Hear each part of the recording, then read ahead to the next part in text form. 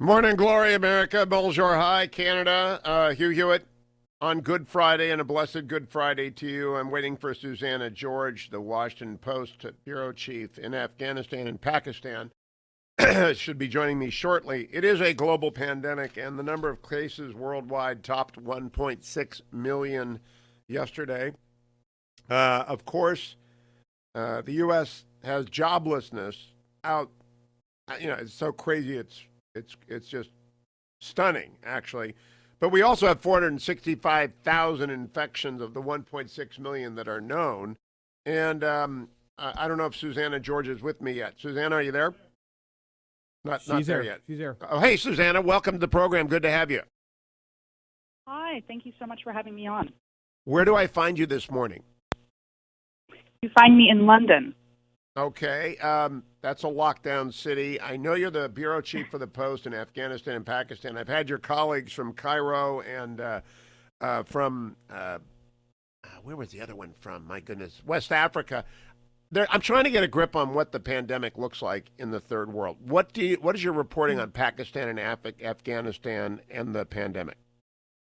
hmm Well, what aid organizations are warning now is that they expect the number of infections to rapidly increase in the coming weeks.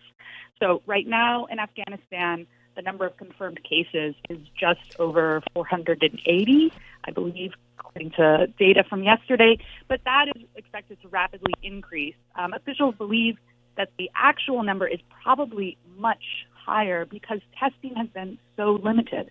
Afghanistan's only carried out over 3,000 tests, and that's for an estimated population of over 30 million. Have there been reports from their medical system, such as it is, and I really don't know, and I'd love for you to explain to me the Afghani and Pakistani medical systems. Have there been reports of surges into the ICU and respiratory illnesses, such as would be associated with a COVID outbreak? Well, so Afghanistan and Pakistan are not near kind of the peak of the curve, as how other countries have described it that we're seeing in the United States right now, for example. So they haven't experienced those surges yet. But the concern is that these are two countries that are much less equipped to deal with those surges once they arrive. Afghanistan and Pakistan both have very low access to health care for their populations. They've got large percentage of their populations that live below the poverty line, high cases of malnutrition. So the worry is that when this surge does come in the next few weeks, it will completely overwhelm their medical systems. In the 1918 to 1920 pandemic, as related by John Barry in The Great Influenza, most of the third world fatalities were never even recorded, Susannah George, because there was no public health agency to actually compile the statistics. Will that be the case in Afghanistan and Pakistan?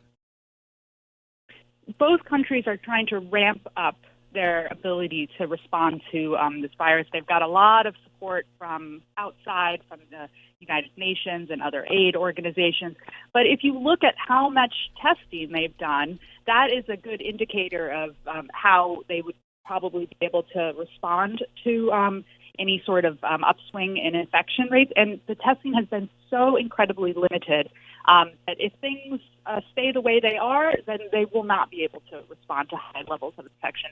But both countries are trying to ramp up their abilities in that area.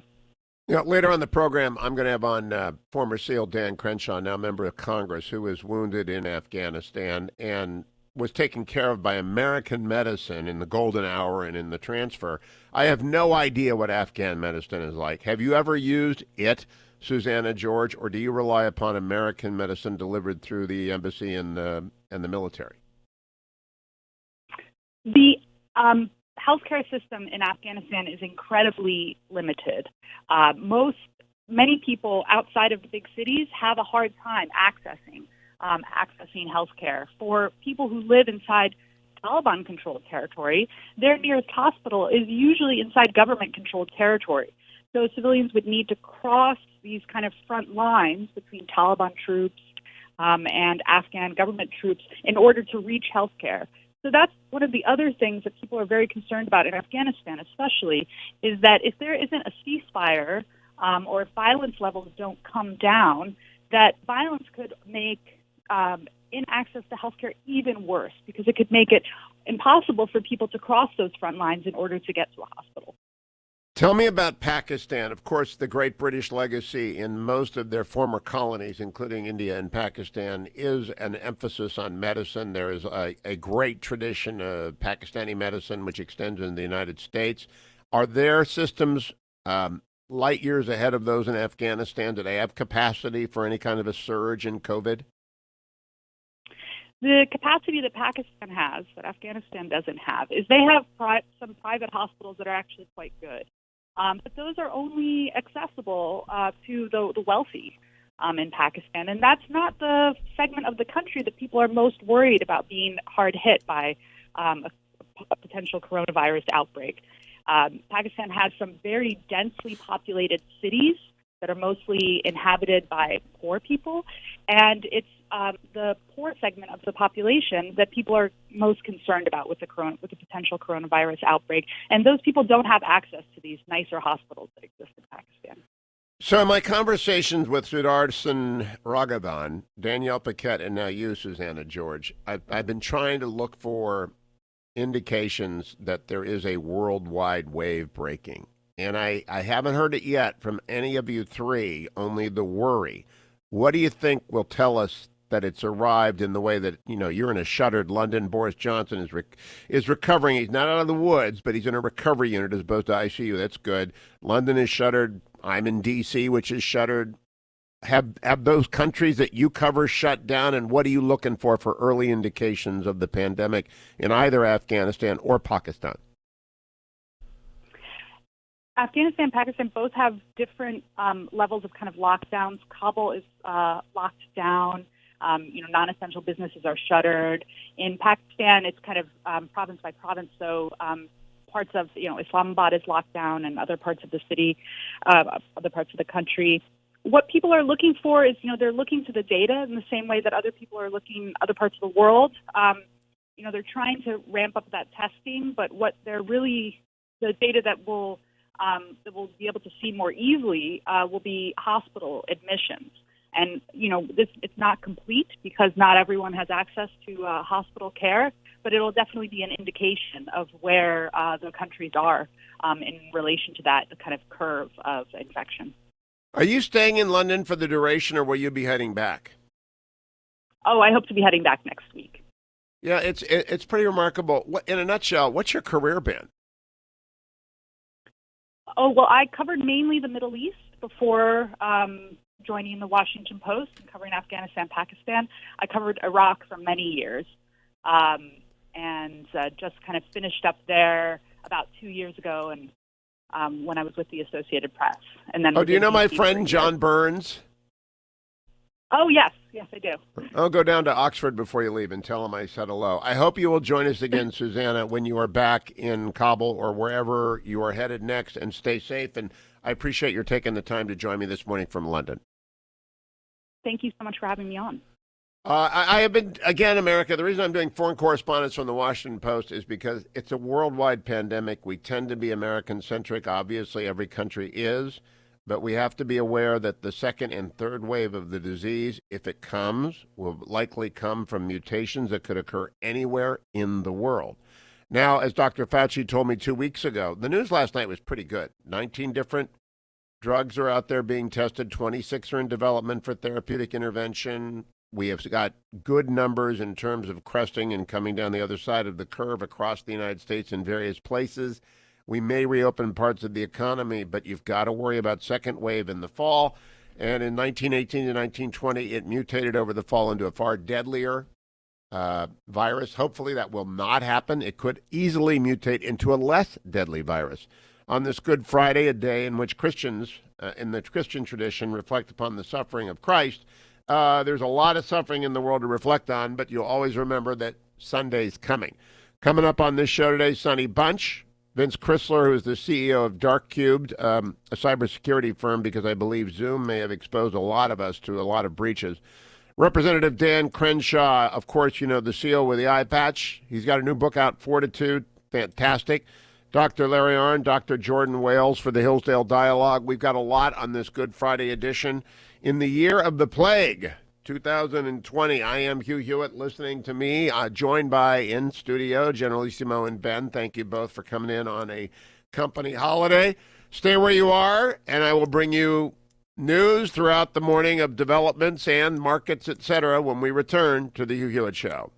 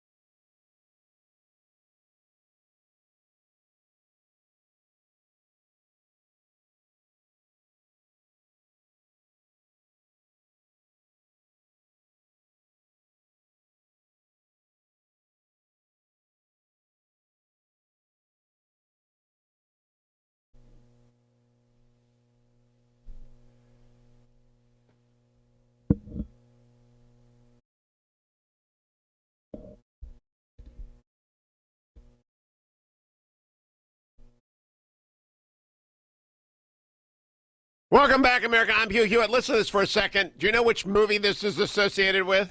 Best scene in the movie? It's a flick that you ought to watch sometime during your quarantine. Best scene in the movie.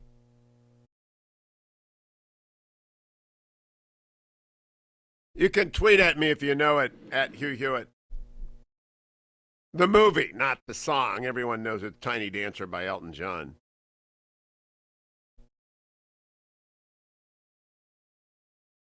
Movie is 20 years old, set in 1973. It includes such wonderful lines as swill merchants. Also includes, he's not a person, he's a journalist.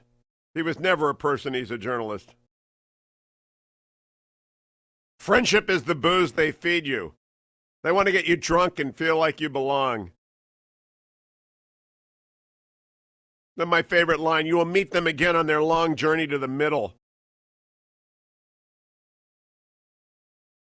That's Lester Bangs to William Miller in Cameron Crowe's 2000 Almost Famous. And I guarantee you, if you've not seen Almost Famous, it's the perfect movie. If you're a boomer, a young boomer especially. I think Cameron Crowe's my age. And so it's just a direct hit on our music. So I'm just using the music from Almost Famous today for my bump music. And I recommend it highly. It's so funny. And Philip Seymour Hoffman as Lester Bangs is just perfect. Okay, the good news today, Boris Johnson, quote, almost took one for the team, according to his son. We'll need a period of rest as he begins to recover from COVID-19. All right, that's better than expected news. But Dominic Raab continues as acting prime minister. Let me check the markets, brought to you by Birch Gold Group. 10 million unemployment claims in March. The stock market is having a recovery. That's good news. Maybe some of you are back to where you were or back to where you might want to think, I need to diversify a little bit because gold is now at $1,752. When I first started to tell you about Birch Gold, it was at $1,430. And some of you did listen to me and diversified a portion of your IRA or 401k, and you are very grateful to me. Thank you. I don't need any of the applause that you're sending my way, but I do need you to text my name, Hugh, H-U-G-H, to 474747 to get the Birch Gold free information kit on diversifying a portion of your IRA or retirement into a precious metals IRA. If you want to buy gold as well, you go to hughgold.com, Hugh, H-U-G-H, gold.com. Birch Gold are the pros. So many 5-star ratings, A-plus ratings with the Better Business Bureau. Do not wait until the market goes through another convulsion. As we don't know if it will come or not. I hope this is a sustained V recovery. And overnight, it seemed that way. This is the market report thanks to Birch Gold. Again, just text my name, Hugh, H-U-G-H, to 474747. In Japan, the market was up 0.8%. In Hong Kong, is up 1.38%. At this hour, the England and German markets up 2.9% and 2.24%. They're actually not open right now because it is Good Friday in those countries, so they will not be trading today. I believe that the market today will be open a half day. So it will be a slow weekend as the most unusual of Good Fridays descends upon a country. That is, I just believe, chastened. But if you follow all of the press conferences every minute, and I realize that some networks are not carrying them to their immortal shame, you cannot be a journalist if you have not watched every minute that you can of these briefings, because tone and context matters. The only thing I watch on TV other than movies and series are these briefings from the first moment the president comes on till when the vice president says goodbye. It's usually 2.5 hours. So I'm informed, and a lot of networks are not informed. They do not know the tone that is changed in people's voices, the facts they bring up. Dr. Birx, Dr. Fauci, the admiral, the head of FDA, the vice president, the president. It's all necessary. Shame on the networks that are not carrying every minute of it. But the tone yesterday was very good. I mean, I'm beginning to see some green shoots, and I think the markets are showing us that as well. I'll be right back, America. Don't go anywhere. Sonny Bunch is here to tell us what to watch this holy day, this holy weekend, Easter weekend on the Hugh Hewitt Show.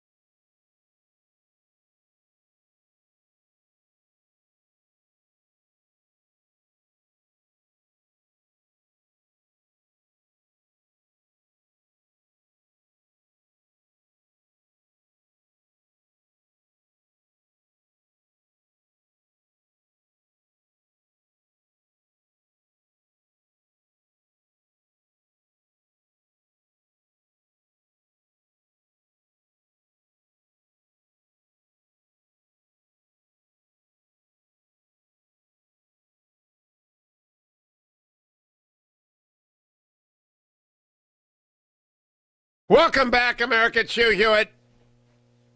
I'm using the soundtrack today from the movie I watched yesterday, Almost Famous, to bring in and out the breaks, including Sonny Bunch, the official movie critic of the Hugh Hewitt Show. Sonny, of course, can be followed on Twitter at Sonny Bunch. You can read all of his work at Rebeller Media, rebellermedia.com. It's free for a couple of months if you sign up today so that you can get yourself through the challenge of figuring out what to watch. I've been recommending Almost Famous. I think Sonny's going to recommend The Robe today. Hello, Sonny.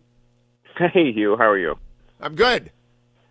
So it's funny. You mentioned Easter viewing, and nowadays we have to look at the VOD charts. We have to look at what people are streaming and what people are renting and on iTunes and such. What does VOD mean? Oh, video on demand. Video on demand. Yeah. All right. One of the big downloads this week was the Ten Commandments, because everybody, I assume, is getting ready for Easter, so people are going out there. They're getting the DeMille. That's also a classic. Passover movie, and it's a Passover movie. That's right. So it's there's a bunch of reasons to, but the Ten Commandments was a big Easter was a classic, right? They would show it on Easter Sunday for years on the networks. So anyway, I assume that is what many people will be watching. And they'll be watching movies at home for a while still. I don't want to bore everybody with business of Hollywood news, but there is something worth mentioning, which is that AMC Theaters is probably going to go bankrupt at some point in the next month or two. Now, look, we say go bankrupt, and that obviously has a very negative connotation.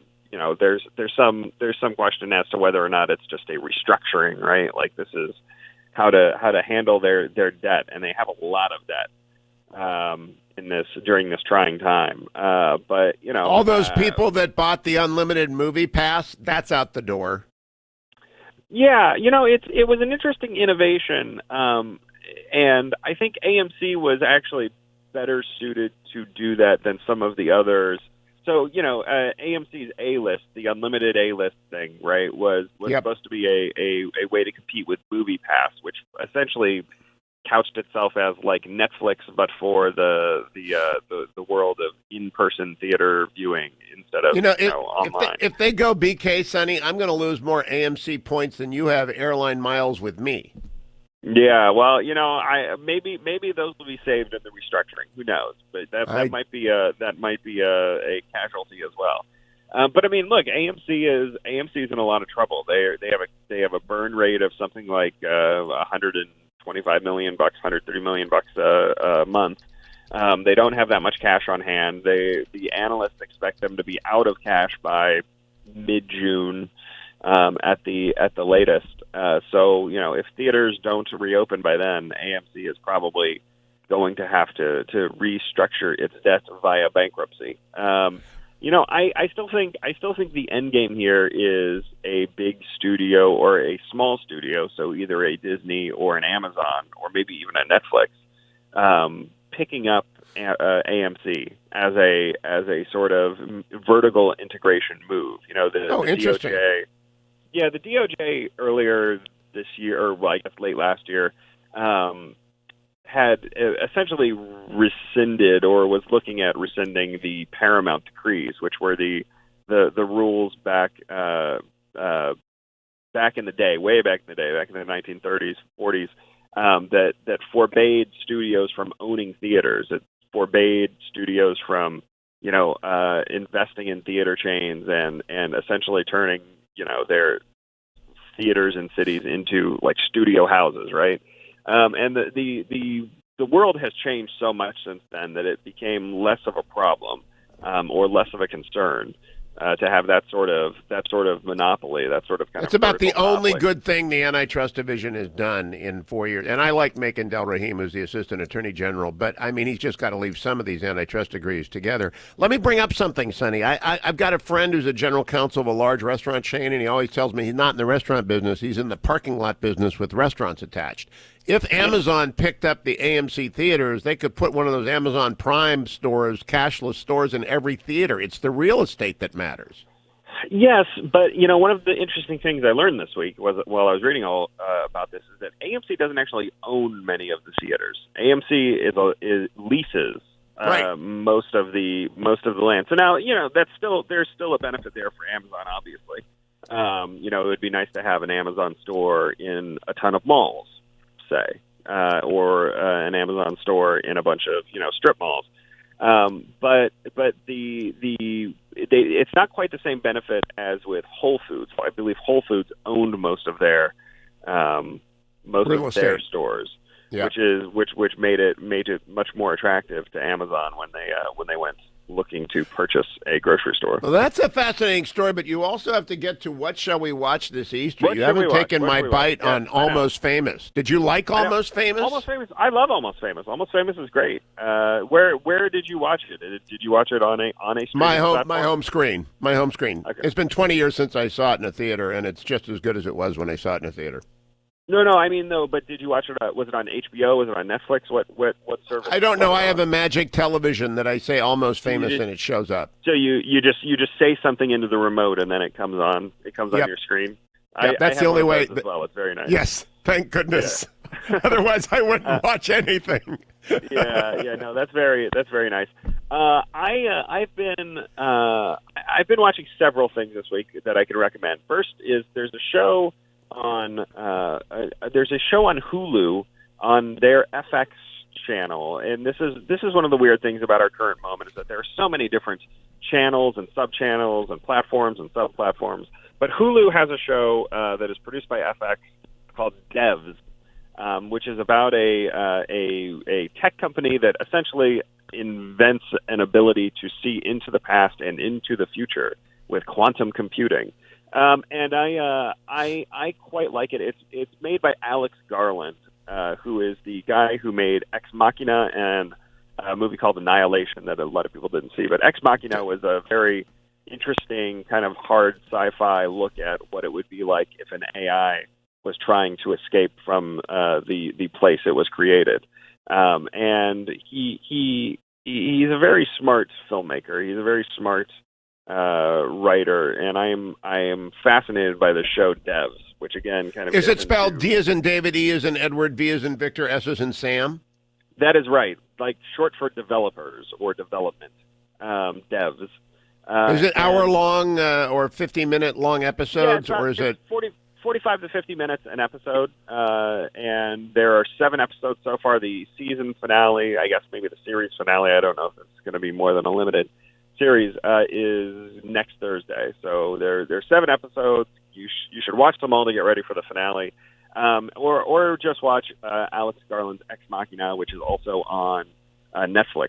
It's on Netflix. You can watch that there. Now, I have a recommendation for you, Sonny, straight from the top of the IC. Right, one of the senior people in the intelligence community recommended to me Le Bureau, the French series about the DGSE. Have you heard of it? Have you seen it? No. Is it on Netflix? It's on Amazon Prime. And Amazon Prime, okay. It is a remarkable show. I like Fauda, and we've talked about Fauda before, but I was told by this individual who lives in that world at a very high level that this is the DGSE. This is how they operate. This is what they do, and this is actually, they laugh at how accurate it is. Yeah. All right, I'll have to check that out. Definitely have to check that out. It's subtitles, of course, so the Steelers fans won't like it. They'll be confused and they'll have a headache, but you'll like it. Yeah. Well, the subtitles are hard. Nobody likes those. Well, in Steelers land, really hard. What else is on your agenda other than Devs? I spent a lot of the week watching movies related to John Milius because it is his birthday tomorrow. Now, John Milius is, of course, the great screenwriter who he wrote Apocalypse Now. He wrote and directed Conan the Barbarian. He wrote and directed Red Dawn. I love this man. I know, he did rewrites on tons of movies like Clear and Present Danger and The Hunt for Red October. He has an uncredited rewrite on Dirty Harry, et cetera, et cetera, et cetera. There are tons of John Milius. How do we know he has an uncredited rewrite on Dirty Harry? That's kind of an obscure thing to know. Yeah, the reason we know is because John Milius tells everyone, but also because this is a regular thing. John Milius is a famous raconteur. He's one of like the big talkers, big storytellers of Hollywood. Also, one of the few openly conservative types. He is a conservative. He sadly suffered a stroke, so he doesn't work as much as he used to. But we can still enjoy all of his great old movies. At let's see, Apocalypse Now is streaming on HBO. I checked that out. Still so good. Dirty Harry, of course, as I mentioned, he did a rewrite on that. And you know that Red you're Dawn, tempting me into a Netflix. Clint Eastwood binge here. Is that Rebeller Media doing any kind of? Is there a piece on Milius up at rebellermedia.com? We have one piece up at Rebeller. We may have something very special later today. I don't want to say anything more than that because I don't want to tease something that might not come through. But that's a perfect tease. Yeah, we've got something pretty cool coming. I hope by about noonish or so today. So there may be an Easter egg. There may be an Easter egg. There may be an Easter egg. I'll make sure and tag you into it, Hugh, so you can share it with the loyal Hugh Hewitt listeners. If it comes forward, will it be a Fabergé egg or just a regular egg? Well, we'll see. I don't know. I don't have it yet, so it's hard to say. But can watch all sorts of John Milius movies, all sorts of places. They're streaming. There's actually, if you want a real primer on the guy, there's a documentary just called Milius that's on Amazon Prime, and it's fantastic. It's got interviews with all of his contemporaries and guys like George Lucas and Steven Spielberg and Fred. So I just say to my Magic TV Milius, and up it will come. If you say Milius into your Magic TV remote, it might just pop up. I can't promise that, but it should. All right.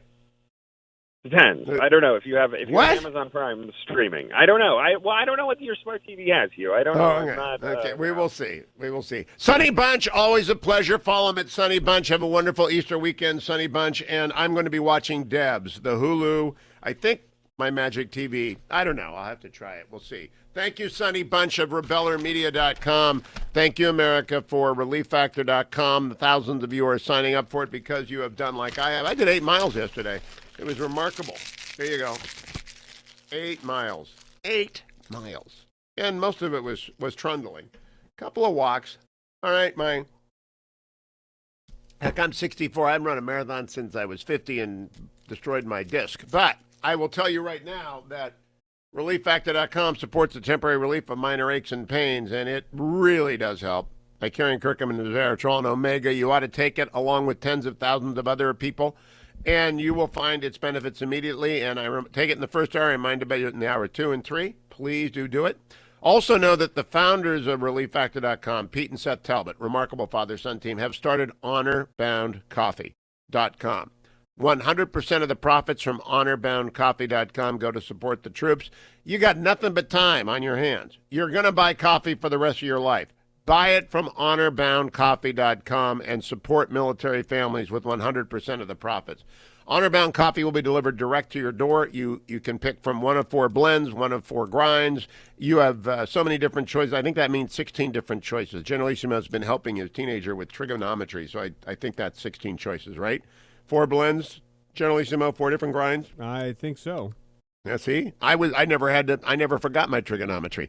Honorboundcoffee.com. I'll be right back. America, Tarzana Joe is next on this Good Friday and this wonderful Easter weekend. It's Friday, but Sunday's coming. Stay tuned.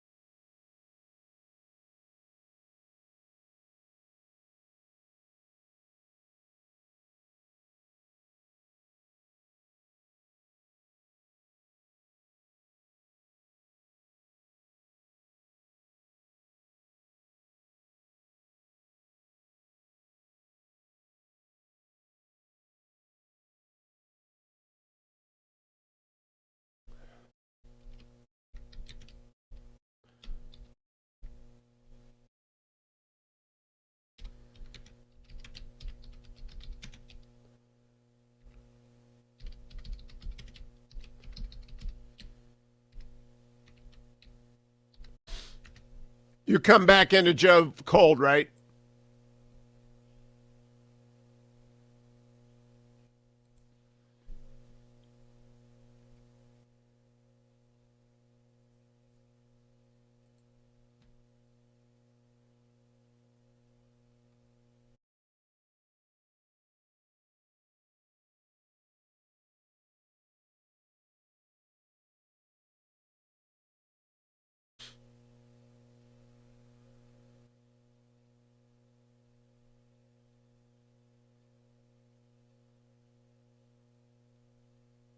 Join now.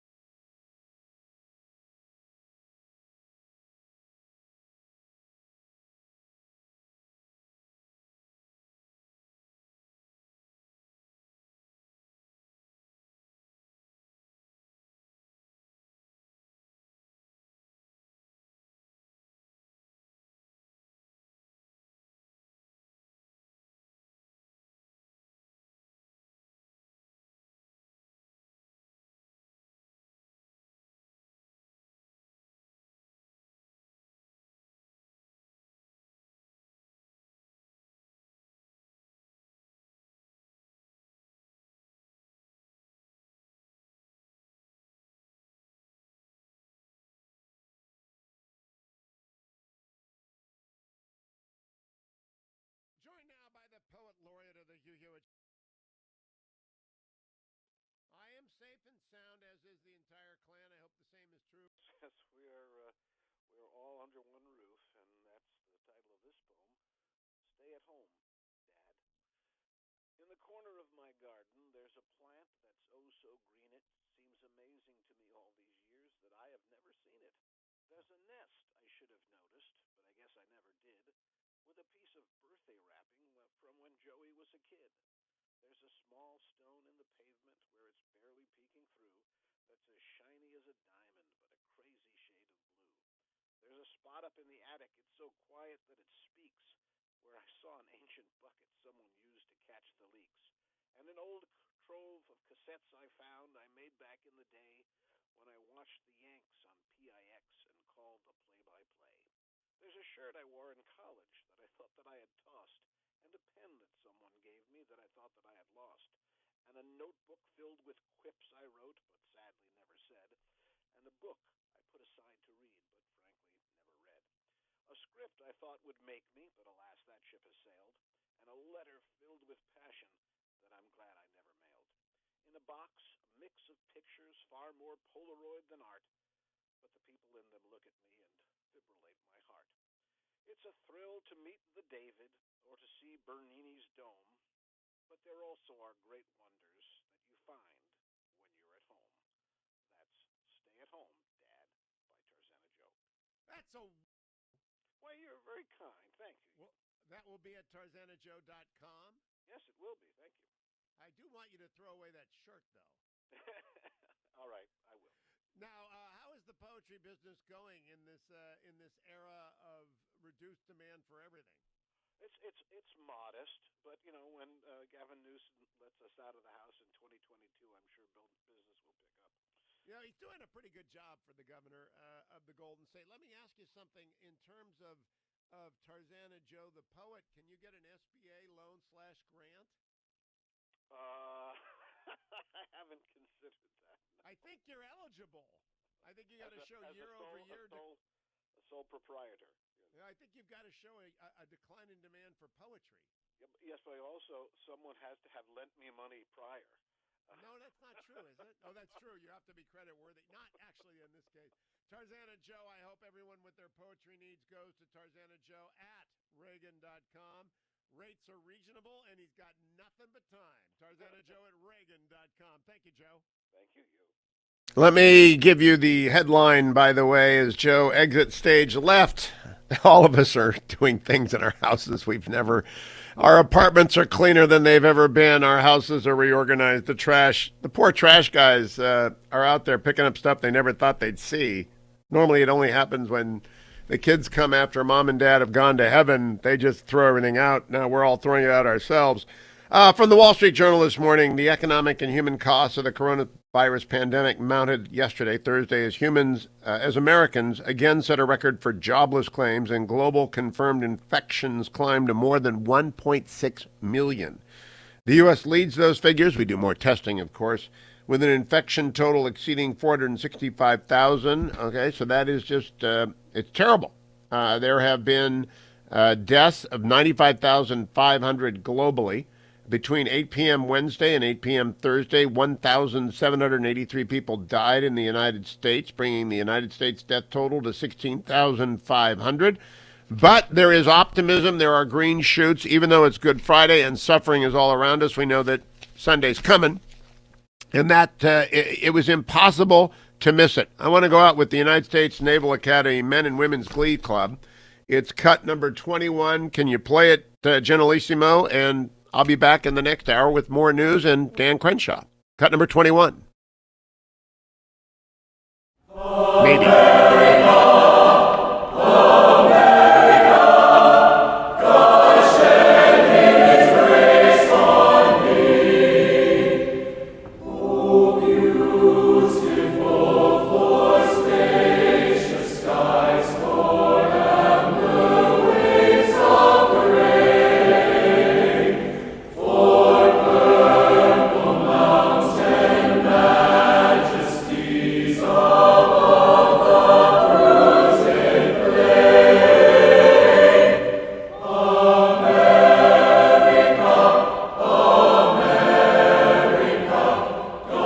This is playing at HughHewitt.com and at my YouTube channel. The United States Naval Academy Men and Women's Glee Club doing remote what you wish you could see. Tune it in.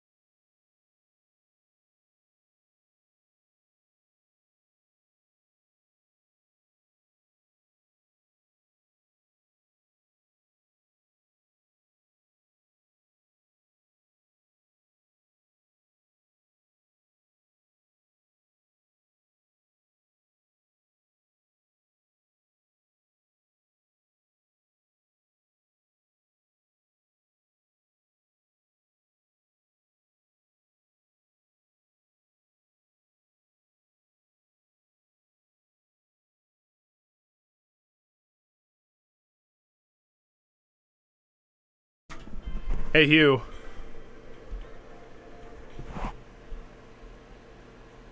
Hey, Hugh.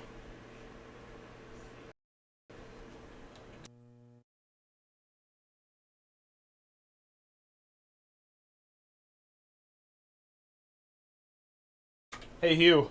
I hear you, Ben. Hey, do you want me to record Vince as well, or no? Yes. Okay, I'll record Vince as well. Just want to make sure, because I'm going to do Crenshaw for sure. And if you wanted Vince, I'll do Vince too. All right. Great. Thank you. Yep.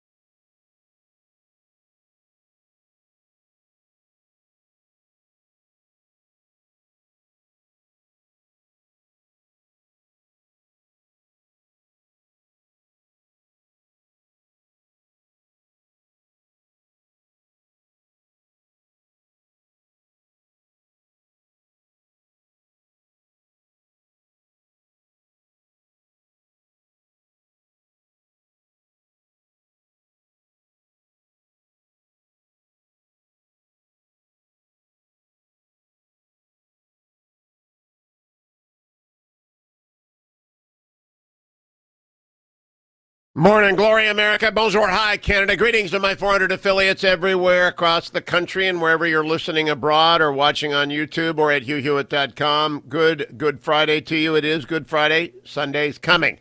Amidst this Skype hype and amidst the Zoom boom that we are all engaged in as we isolate and communicate via the web, there is a danger lurking, which is who else is watching, who else is compromised. I turned to Vince Crisler, to do this for me because he's the CEO and founder of Darkcube.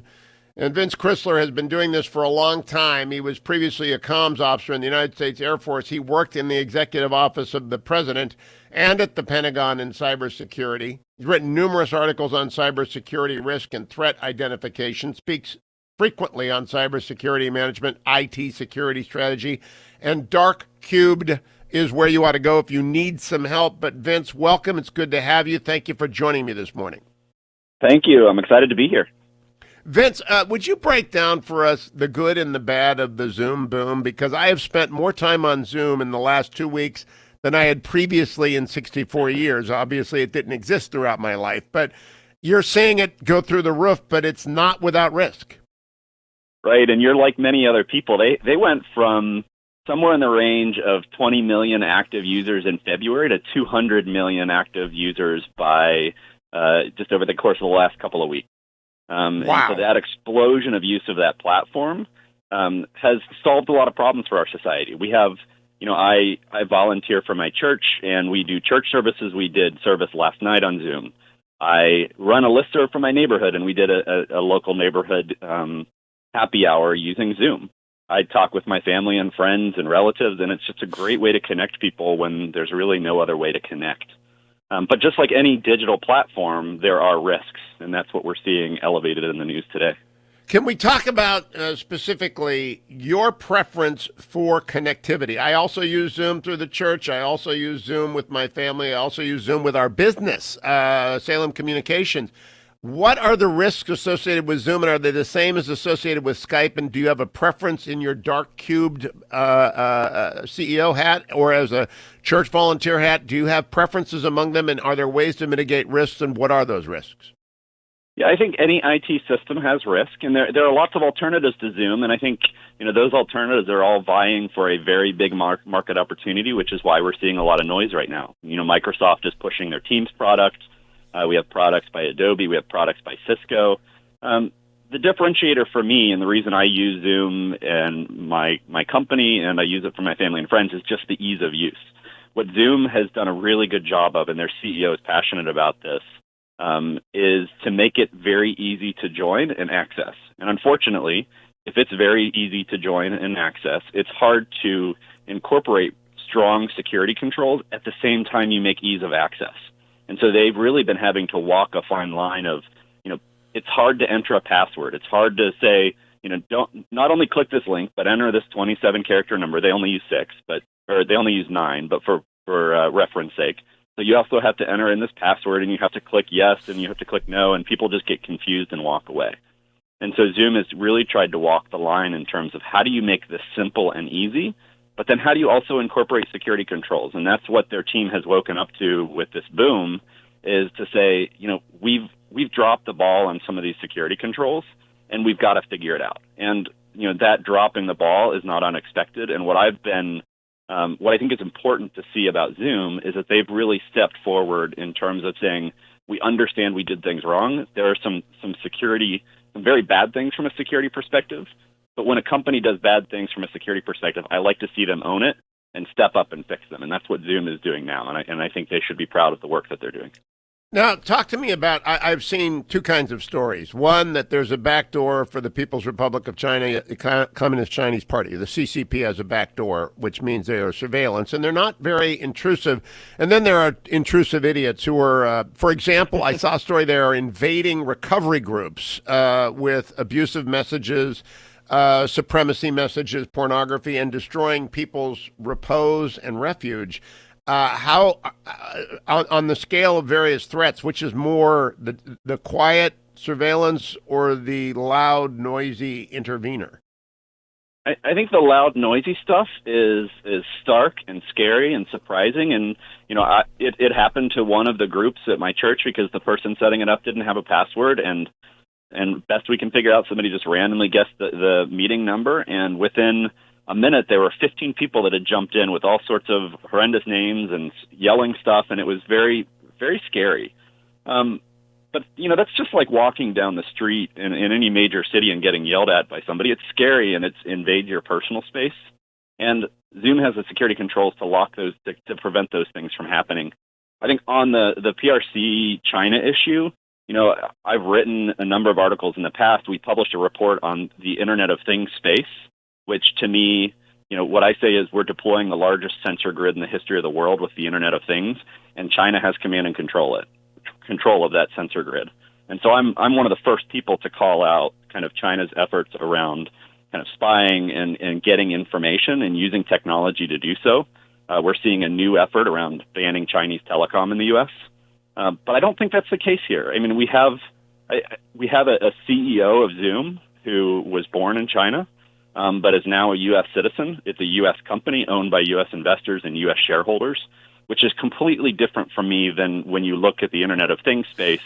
There's a company called Tuya out there that spun out of Alibaba that it has Chinese executives that owns this infrastructure of IoT. Those are two completely different stories in my mind.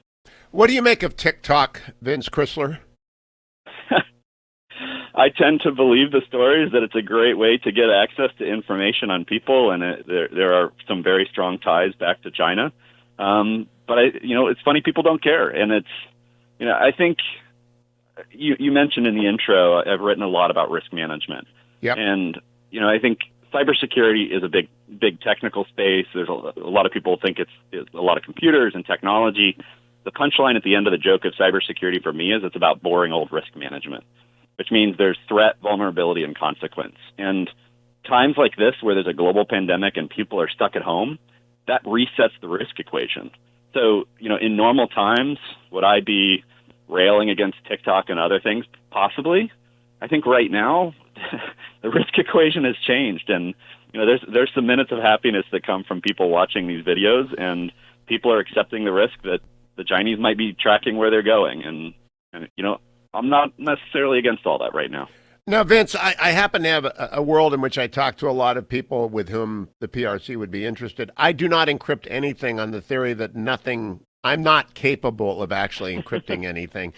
Is there a certain freedom that comes with que sera, sera? If I had a producer, we'd go out with que sera, sera when it comes to privacy. I think it's hard to keep information secret. I think the challenge, because of the technology issues around it, it's hard to get access at mainstream. I think there are definitely spaces where encryption and security is needed, and we do a lot of work in the Department of Defense space. We're doing a paid pilot with the DoD now, and there are certainly areas where encryption and protection of information matters. I think in the general public, there's a serious debate in the security space around Zoom and encryption. And it centers around the fact that some of the encryption that Zoom has used is a lower level of encryption that's relatively easy to break. And if I were doing sensitive business stuff on Zoom, M&A transactions, I would be concerned about that because people might be interested in cracking through those. If I'm talking with my neighborhood and friends, I'm not sure why we care if it's AES 128 or AES 256 from an encryption perspective.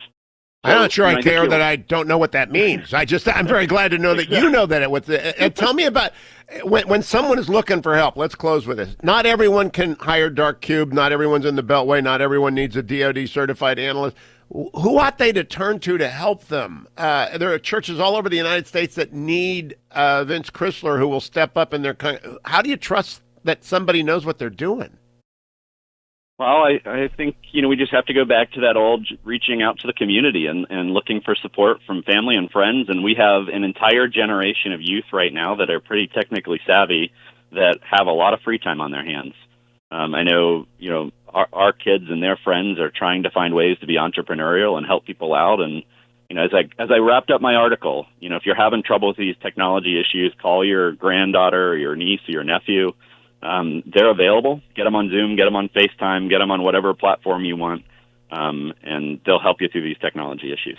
Vince, would you send me the link to the article so I can tweet that out to people in the old-fashioned way and let them read that? Because I think you've been a master at translating for people who are 50 and older what they ought to be doing and how to be using Zoom, etc. I appreciate your time and your efforts, Vince, very, very much. Follow him on Twitter at Vince Crisler, Crisler. Follow Dark Cubed on Twitter as well, or just go to Dark Cubed. There's a D on that Steelers fan, and don't go anywhere. I got a producer today. I think Adam must have come in. Que sera, sera. You got to use Zoom. Use it well. I'll be right back, America. It's the Hugh Hewitt Show.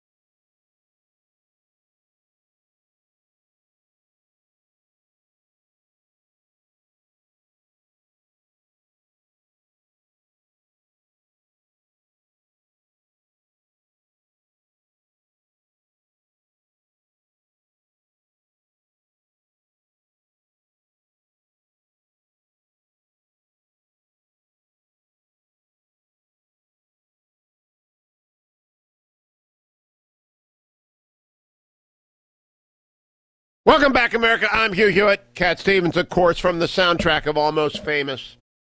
On this Good Friday, it's a beautiful scene in Almost Famous where Penny Lane dances alone on a stage. We're all going to be kind of alone today. I said erroneously it would be a half day. In fact, the stock markets are closed today all around the world. New York Stock Exchange, NASDAQ, closed on this Good Friday. It is Good Friday, but Sunday's coming. Couple of things for you to do. Remember, jobcreatorsnetwork.com. The Senate has gone home after Democrats blocked relief for millions of Americans yesterday. Incredible. But Job Creators Network will be back at it next week, trying to get Democrats to, I think, rebel against Nancy Pelosi and Chuck Schumer, who are holding up relief to millions of Americans and small businesses. They did that. That's on them. They can think about it this weekend. JobCreatorsNetwork.com will work for you next weekend. If you want to know what to watch, I've been telling you all week, NoSafeSpaces.com. Sale 25 is the code. I think that is still good. But whether or not you get 25% off or you have to pay full freight for this wonderful movie with Dennis Prager and Adam Carolla, I strongly suggest you go to No Safe Spaces. Also strongly, if you're shopping online, remember, it's a Christian weekend. And I appreciate other faiths respecting Good Friday and Holy Saturday and, of course, Easter Sunday. One individual in the last 2 weeks stood up in the Rose Garden, Mike Lindell of MyPillow.com, and gave a witness, which I thought was wonderful and thrilling. And, of course, the left attacked him mercilessly.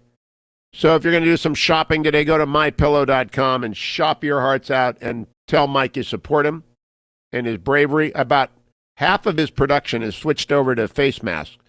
I'm an investor in the company Seabags, and they've done the same thing. I got some masks from Seabags. A lot of people that make things out of fabric are helping meet the mask demands. You can go to mypillow.com, use Hugh, H-U-G-H, go to seabags.com. If you can't get enough masks, and I think everyone ought to be wearing a mask and is going to be wearing a mask. I just think that's what's going to happen going forward. I want to read you a story from the AP this morning about Mitch McConnell. Mitch McConnell's earliest childhood memory is the day he left the polio treatment center at Warm Springs, Georgia, for the last time. He was just a toddler in 1944. When his father was deployed to World War II, his mother relocated the family to her sister's home in rural Alabama, and he came down with flu-like symptoms. While McConnell eventually recovered, his left leg did not. It was paralyzed. 2 long years later, after shuttling young McConnell to and from the center where then President Franklin Roosevelt received polio care, his mother was told that day that her young son would be able to walk into his life without a leg brace. She immediately took the 4-year-old shopping for a new pair of shoes.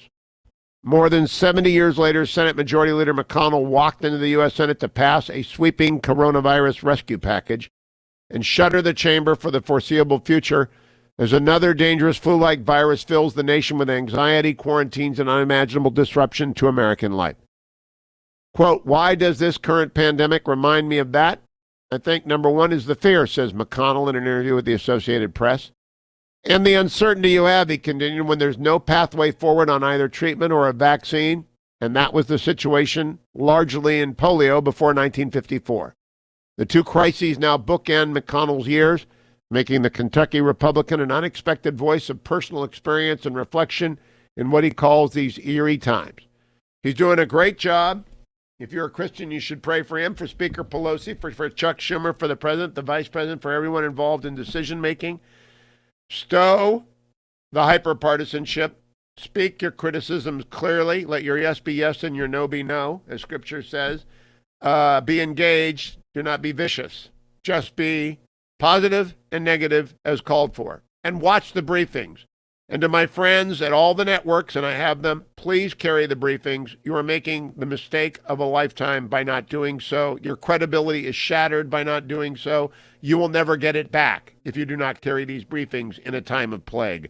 I'll be right back, America. Dan Crenshaw, Congressman and SEAL, joins me next on The Hugh Hewitt Show.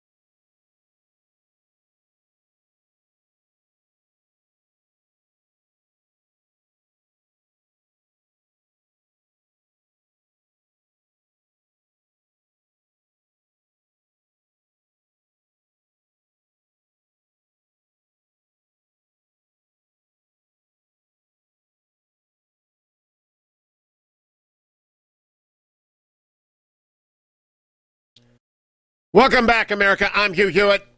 I think many of you know Representative Dan Crenshaw from the Saturday Night Live episode. You may know him from his eye patch that he wears because of the injury he suffered while deployed as a SEAL in Afghanistan.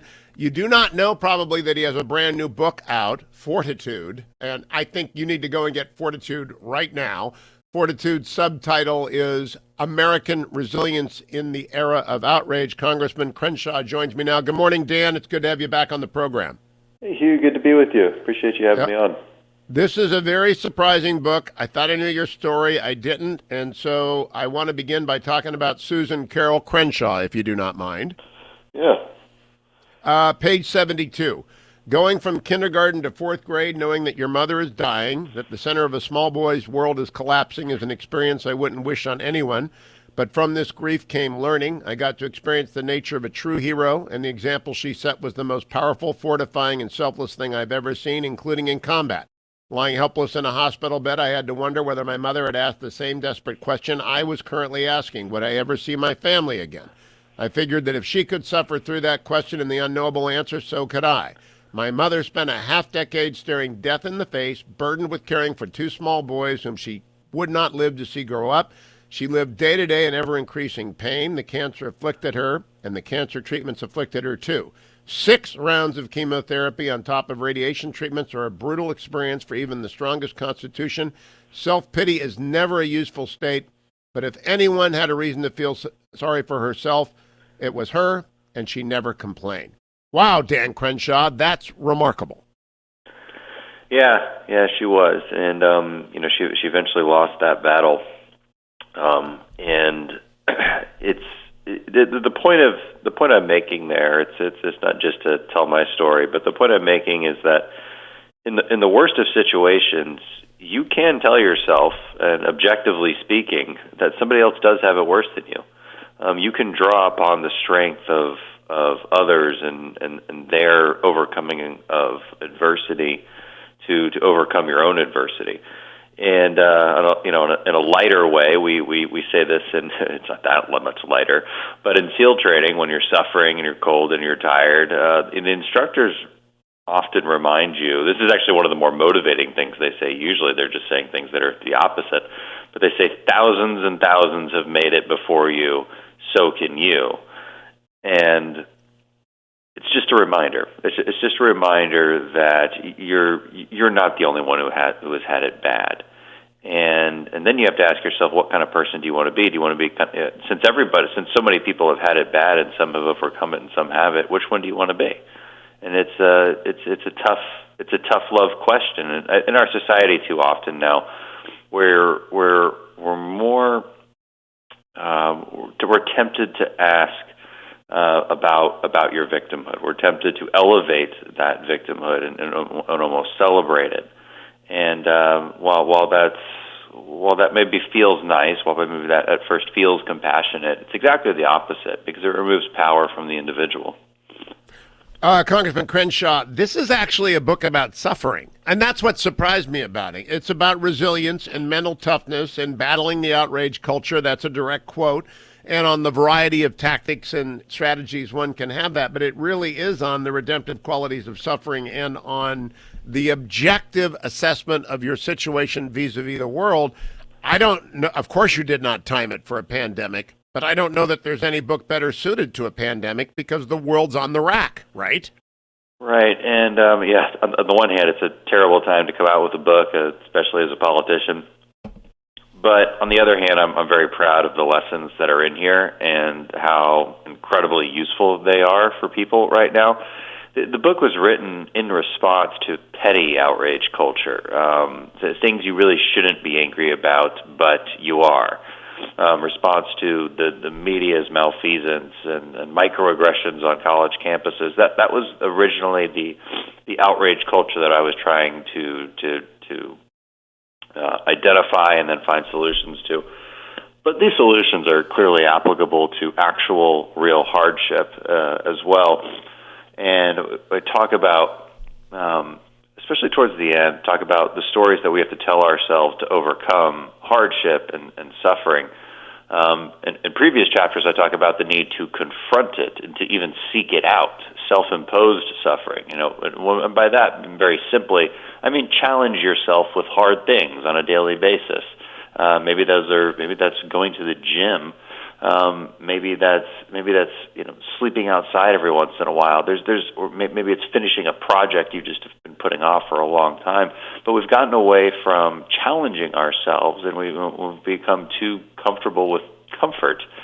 And so I am proud of the lessons in here. I think they'll speak to people in a much deeper way. It's not your typical SEAL book, and it's not your typical politician book. It's got nothing to do with either. In fact, I thought Fortitude, I didn't know what to think. I know you work with Keith Urban, who along with Bob Barnett are the best agents in Washington, D.C., and I knew that you would sell a lot of books because you are who you are and people know your story. But I did not expect to find, for example, on page 451, recall St. John Paul II. We have liberty not to do as we wish, but to do as we ought. I don't think you're a Catholic. I am, and I'm saying to myself, what in the world is John Paul II doing in Dan Crenshaw's book? Yeah. Well, no, I'm not Catholic. I was married in a Catholic church, though, because my wife is Catholic. So, I've got I got a foot in the door there. But, no, the quote is in there for just very practical reasons because it's such a perfect quote. It's such a perfect quote for the message I was trying to get across here, and in the message I often deliver about ordered liberty versus unbridled freedom. And what St. John Paul was saying there was we have freedom in this country, not because we're supposed to do whatever we want, but because we are supposed to do what we ought to do. And then we have to answer the question of, well, what should you ought to do? And there's a moral truth that we live by in this country. It's what we were founded on, this Judeo-Christian history, where even in the House of Representatives, the portrait of Moses looks down on the Speaker of the House and reminds us that our laws are derived from just and absolute truths, the Ten Commandments. And it's a much deeper way of thinking about what is right and wrong, how we should follow that path, and how to feel shame when we veer away from it. I have an entire chapter on what it means to feel shame properly, and then a sense of duty to do the right thing. And the next chapter is about a sense of duty, which is also highly applicable to now, because I also talk about practical duty and the need to get the small things right every single day, no matter how small that mission is. It is part of a bigger mission, and we know that in the SEAL teams. It's beaten into us because small details do matter, but they matter now in a pandemic too. Did you wash your hands, or did you wash your hands for 20 seconds like you were supposed to? Did you tip the hardworking waitress who's giving your takeout food? You got to do it all. And you've got to do it again and again and again, and repetition is part of the message of Fortitude. I'm talking with Dan Crenshaw. His brand new book, Fortitude, American Resilience in the Era of Outrage, is available at Amazon, Barnes & Noble, and stores. You're not going to stores, but you can go order it at Amazon. Fortitude. Frank Luntz says, say the book title 7 times or nobody hears it. The book title is Fortitude. I want to go to page 465 because this actually gave me a little chill when I read it because of our friend Mary Catherine Ham. I assume you're friends with Mary Catherine. Page 465, quote, the first friend I, Dan Crenshaw, lost to the war was Lieutenant Brendan Looney, killed in Afghanistan in 2010. A star lacrosse player at the Naval Academy, an exemplary husband, an inspirational leader, Brendan embodied everything SEALs think about when we examine a sense of duty. His favorite value statement was, be strong, be accountable, never complain. Sound familiar? He had a roommate at the Naval Academy who I never met, First Lieutenant Travis Mannion. They are buried next to each other in Arlington National Cemetery. Every year, Mary Catherine runs, who has herself suffered a great deal, or not every year, but almost whenever she runs for the Travis Mannion Foundation. I think these are qualities which are not necessarily limited to people who've gone through the Naval Academy or SEAL training or OCS or ROTC. I think they can be learned as civilians. Do you agree, Dan Crenshaw? Oh, of course. I wrote the book for everyone, and you'll see that. You'll see these kind of extreme examples of duty, like Travis and Brendan, that in that quote that Travis used, if not me, then who? It's hard to think of a more heroic quote for the sense of duty that I'm trying to portray. But you can obviously apply that quote to even the smallest things, whether it's picking your trash up. If I'm not going to do it, who is? And why should I live my life expecting somebody else to clean up after me? Shouldn't I be proud of myself when I do it? And that small action, people brush it aside, but it really builds up who you are. We live by these habits. We make choices that create our habits, and our habits begin to create our character. And if we're going to be good, strong Americans, we have to start small. Now, Dan Crenshaw, I want to close by telling you about my business, journalism. You write, it has grown terribly difficult to separate objective journalism from opinion journalism. I am myself an opinion journalist. I'm transparent about the fact I'm a conservative. But you point out that networks like CNN, quote, still proclaim to be just the facts or news analysis, when in fact hosts persistently engage in left-leaning opinion journalism. I think this is terrible in this era of plague, that they're not carrying the White House briefing. I just do. I think it's the collapse of journalism. In Fortitude, you deal with it objectively. Is there a chance it will change? I don't know if my book will change CNN, but maybe, because I hope this book reaches the people it needs to reach.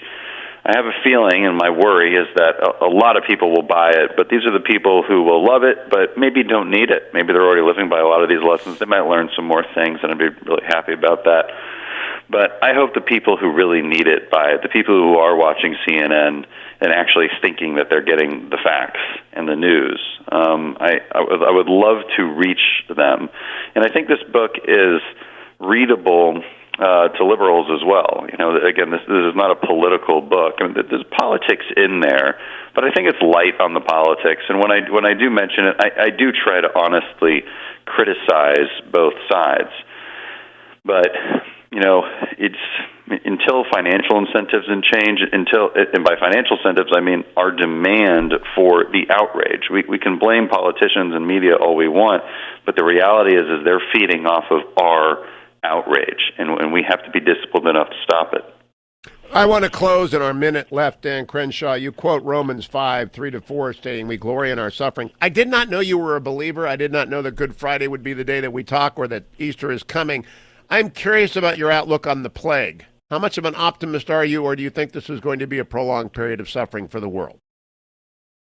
Well, I think it will clearly be prolonged, but not in the way that we're doing it now. I think we get to a point where we start to fight back. And what I mean is we're in a tactical retreat right now. We were hit a bit unexpectedly, and we're trying to build up our capacity in the meantime of our public health sector. We need to get the economy back up and running, because that's an entirely different kind of suffering, maybe worse for many, and it's still a public health problem. So we need to build up our capacity of testing and PPE creation and ventilator production and hospital space, and get back to work while also fighting the pandemic alongside it. And it's going to take bold, honest discussions and an adherence to a timeline and a real strategy, but we have to do it sooner than later. Dan Crenshaw, the new book is Fortitude. Have a good Friday and a wonderful Easter. My best to your wife, Tara. Thank you for a great book.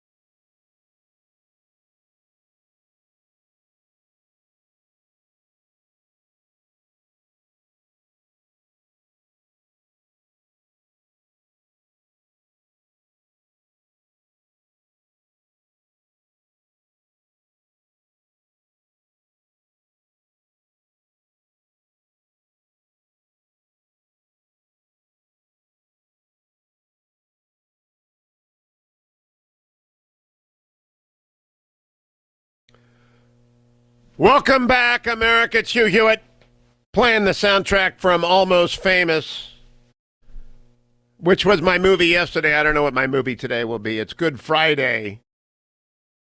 Maybe I'll watch Ben-Hur, which has the most moving scene of, I believe, the depiction of Christ other than The Last Temptation of Christ. I suppose I could watch Mel Gibson's classic. It is Good Friday. My routine is everybody's got a routine now, right? I get up early, I prepare for the show, I do the show. Normally, although today is an off day, I immediately go out and exercise. Yesterday I ran 8 miles. Or trundled. I'm down to 12-minute miles. I'm so slow. Thanks to ReliefFactor.com. I didn't mention it in my last segment when I was talking with Dan Crenshaw about his wonderful new book, Fortitude. Because I knew I had this segment open, I could tell you about ReliefFactor.com right now. I take it every day. There it is. You see it in the studio. If you're watching at HughHewitt.com or on YouTube, you go to YouTube and just type in my name, Hugh Hewitt, and you'll see on every feed, ReliefFactor.com. Why? Because I believe in this. I take it every day. I haven't run 100 miles in under a month in probably, well, I injured my back when I was 50. I ran the LA Marathon and really did a number on it, stepped in a hole, and have paid the price ever since.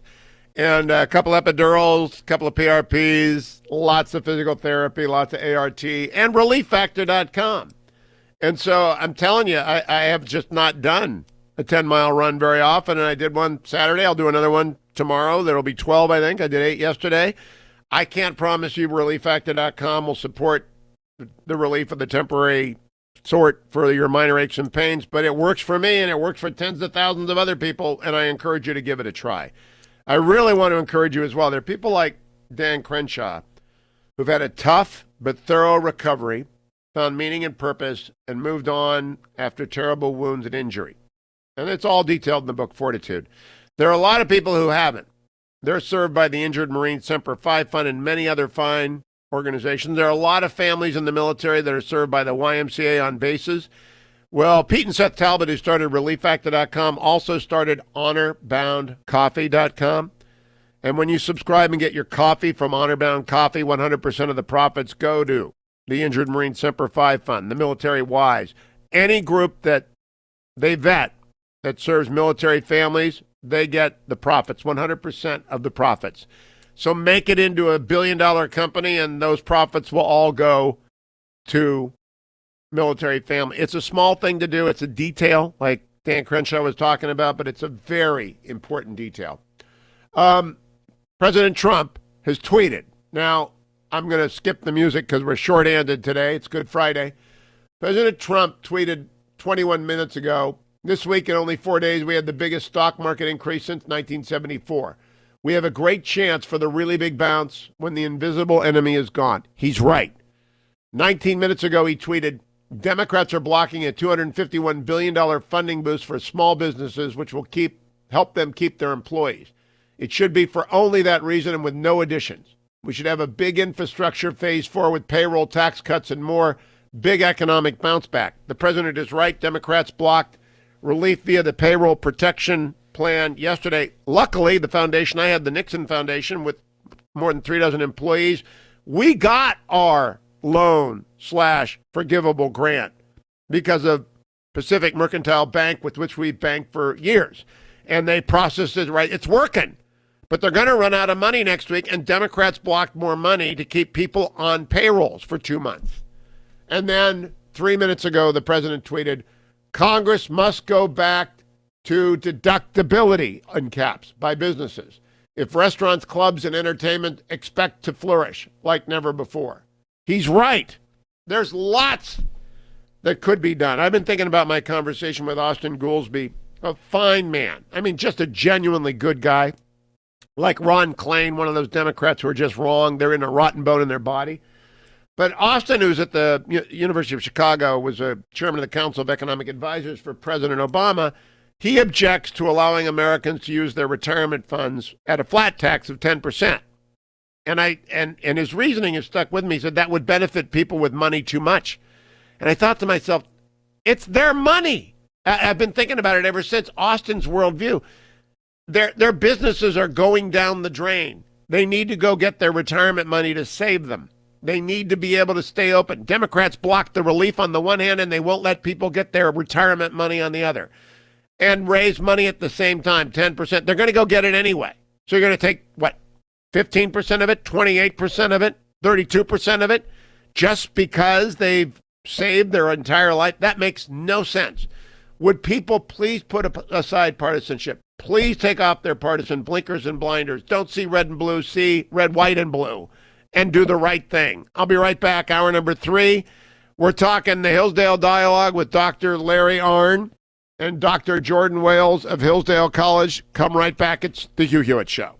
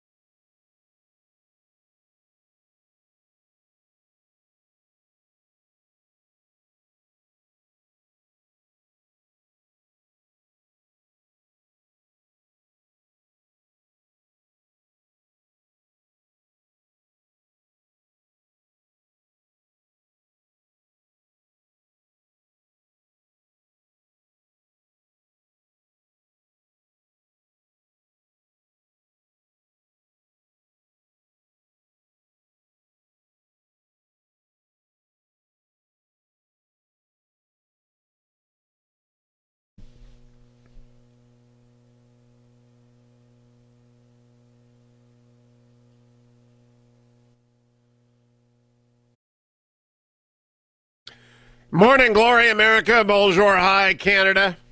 In this April 10th, Good Friday in the year of the plague 2020, I am Hugh Hewitt. That music means it's the Hillsdale Dialogue, the last radio hour of the week. And I just texted my friend Carl. I'm off to be humbled by Dr. Arnn. This is the weekly ritual in which I am humbled by Dr. Larry Arnn and his colleagues. This is going to be especially tough because he brought along Jordan J. Wales, which really isn't fair. Professor Wales, I just got to read this. He's an assistant professor of theology at Hillsdale College, where he teaches historical theology. His research focuses on early Christian understanding of the vision of God, as well as contemporary theological questions relating to artificial intelligence, of course. He received his MTS and PhD in theology from the University of Notre Dame, got that going for him, after studying under a British Marshall Scholarship in the UK, where he received a diploma in theology from Oxford and an MS in cognitive science and natural language, of course, from the University of Edinburgh. He graduated with highest honors from Swarthmore College with a BS in engineering, of course, and a minor in psychological psychology, and he received a graduate research fellowship from the National Science Foundation. Dr. Arnn, welcome. Professor Wales, I assume you are from Ohio. I'm not from Ohio. I'm from Delaware. I don't know if that's worse or better. Oh, that's better. You could have been from Michigan, so that's better. How did you end up at Hillsdale? Because we're going to talk about King David, but I don't know why anyone with this pedigree would submit himself to tyranny in the way that you have. You mean the tyranny of Dr. Arnn? Yes, well, of course. It's been a pleasant tyranny. I ended up at Hillsdale because Hillsdale College is oriented toward forming people in wisdom, toward a vision of education that is the transformation of an individual to know the world, to immerse oneself in reality, and that really appealed to me. Well, this is a remarkable vita, and I got to say, Dr. Arnn, why have you hidden Dr. Wales from us thus far? I mean, we've been doing this since 2013. Well, Jordan is young, and he is a show pony, but I thought he should mature before he makes his debut. There you go. You see, Jordan, you're in for this for the next, forever many years that he's around. You see what I mean? It's a gentle tyranny. Dr. Arnn, we are talking about David today. You sent me a compliment last night. I'm going to have it framed because I said we got to talk about the prophets at some point, but first we got to talk about the kings, and this king as a prophet. Why did you pick David? Because you picked David. I have notes from Jordan, and it's amazing. You know, Jordan and I are educated rather differently, but rather the same too. And I agree with his notes. David is the most perfect king and very imperfect. And that's sort of the story of the Jews. That's what they show us. God picks them, and they're not up to it. And it's hard for them.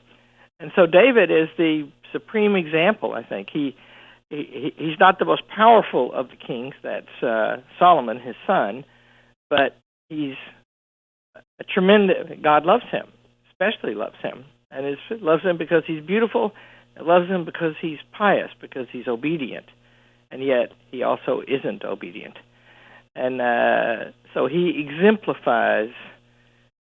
I don't know, Jordan, what do you think? But I think he's the peak of the story of the Jews. Jordan? Yeah, certainly. He's the peak of the story of the Jews.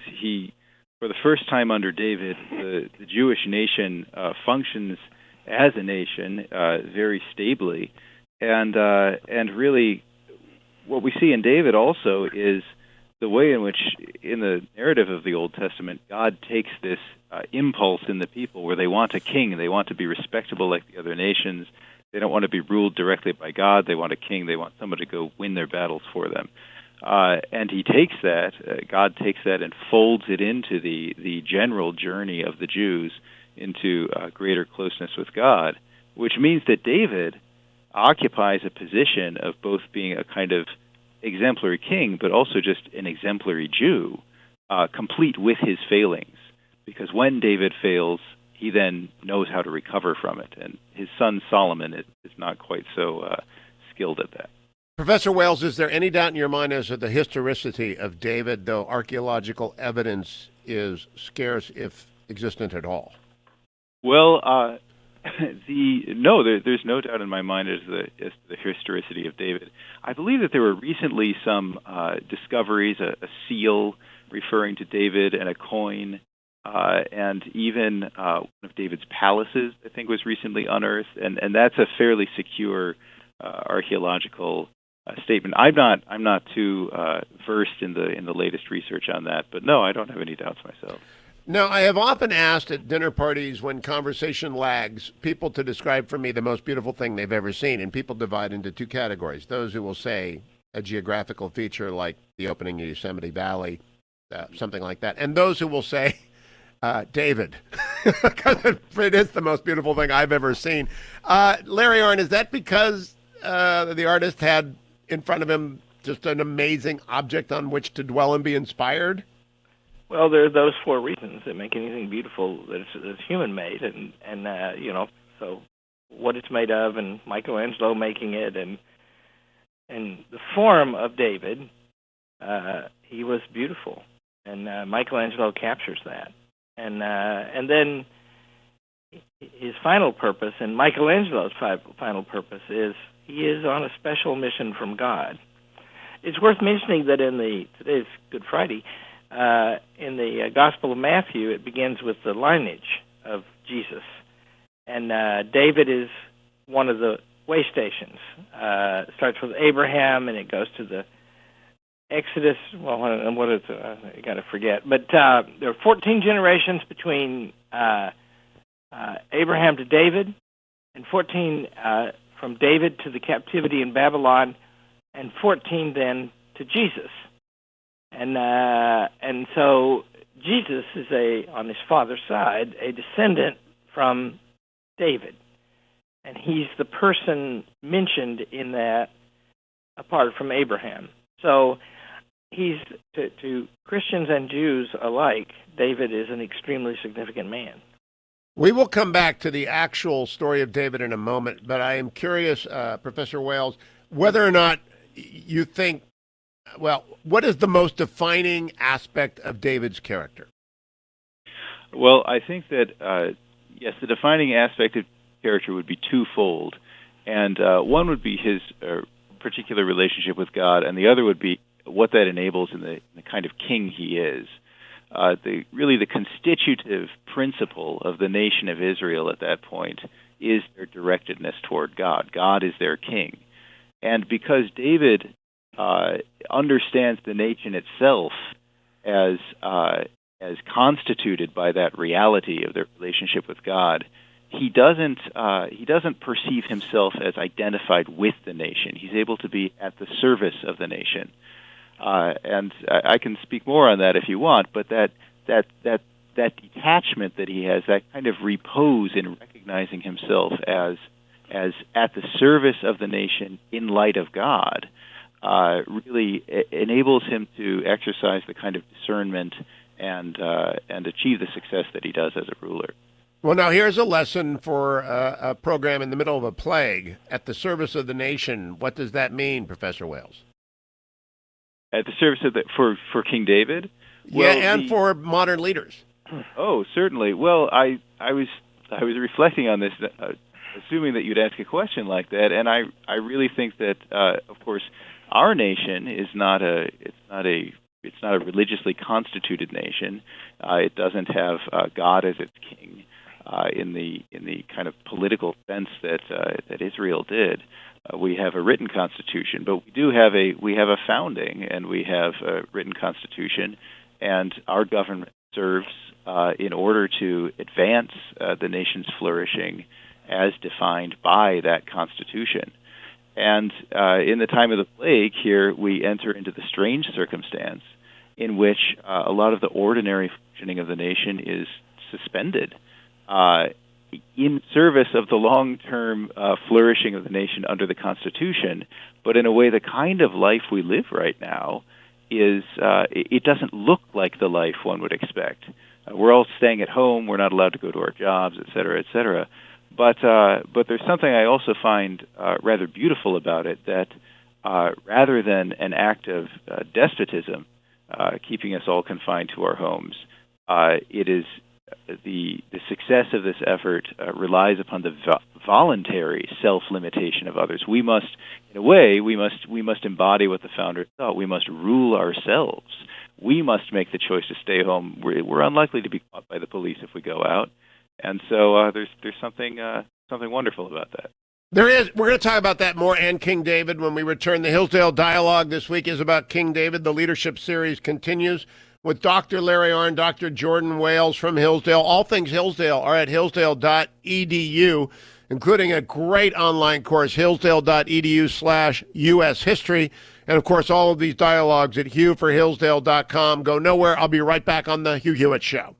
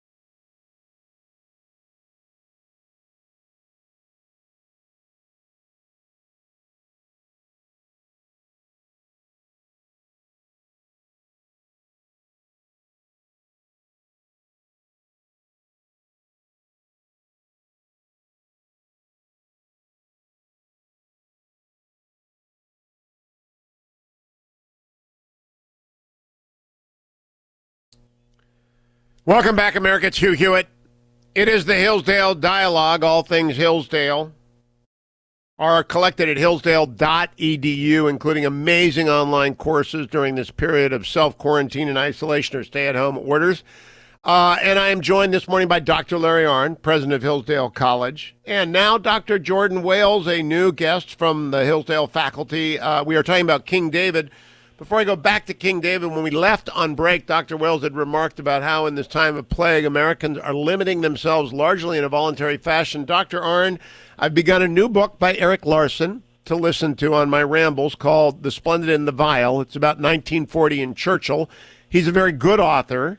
I do not know if it's a very good book, but it is a good beginning because he honors Dr. Martin Gilbert at the beginning of his book, which I think is a good omen. But it's about the Blitz, specifically about the Blitz. I am curious about Dr. Wales' comment. During the Blitz, did most Britons have to be coerced in any way? During the war, were they a voluntary people or were they a coerced people? Yeah, well, there was no, even in the war, even with rationing, even with the biggest army they ever had, there was no real mechanism to coerce them. They ruled themselves. They had to. And Churchill wrote of that phenomenon and of the spirits they kept up, that the island was suffused in a white glow. It had become the lion, and I was called upon to give the roar. So yeah, it was a people, and my wife's parents, both had in their different ways a hard war, and my wife's grandparents had a hard war in the First World War, and they knew all about the war, and they remembered that time with reverence. Dr. Wales, then back to David. When he leads the Jews and becomes their king, do they follow willingly, or are they a stiff-necked people that we discussed last week when we discussed Moses? They, for the most part, follow willingly. He has a rather tense situation because he's anointed as the king while another king is still on the throne, King Saul. That is inconvenient. It's rather inconvenient. But David, even though he's urged to assassinate Saul, there are a number of rather humorous moments where at one point when Saul is hunting for David to slay him, David and his band of rebels, I suppose you could say, are hiding in the back of a cave where Saul goes to relieve himself. And David has the opportunity to kill Saul, but instead he cuts off some of Saul's cloak, and then when Saul is safely away from the cave, David kind of waves it at him to show, I could have killed you. And so there's a kind of, impish grandstanding there, but at the same time, David is seen in the scriptures as really understanding the concept of mercy, which is very dear to the heart of the Lord. That's why David is a man after the Lord's heart. And so after David comes to power, he really has the opportunity to destroy all of those who were loyal to Saul. But instead, he brings them into his court. He even becomes a sort of adoptive father to the last surviving son of Saul. And so by that, David is really able to gain the loyalty of the northern tribes who had supported Saul during the conflict between David and Saul. Dr. Wales, we've got 2 minutes in this segment. We're going to spend a lot of time on the kingship aspects in a moment. But could you, for the benefit of the Steelers fans who are listening and those who are biblically illiterate, just give the quick summary of David's life? Sure. The quick summary of David's life is that the Israelites ask for a king. They're given Saul, who's a kind of king in the way you would imagine. He's strong and decisive. But Saul isn't he's not a good facilitator of the people's relationship with God, so David is chosen. And David is this little stripling. He's a youth. He's very handsome and everything, but he's not very kingly. He's originally a shepherd. And he's welcomed into Saul's court initially. Then Saul grows jealous, tries to kill David. Finally, Saul himself is killed, and David becomes king. David extends the dominions of Israel. He suborns neighboring peoples.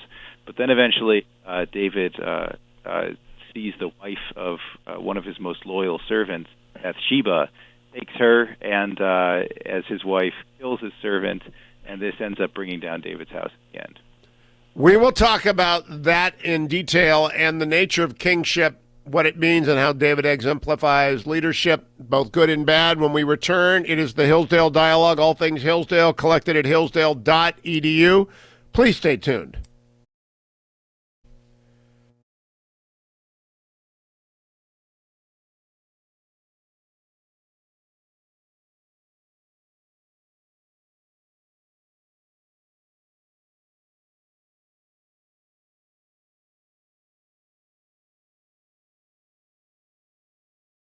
Yes.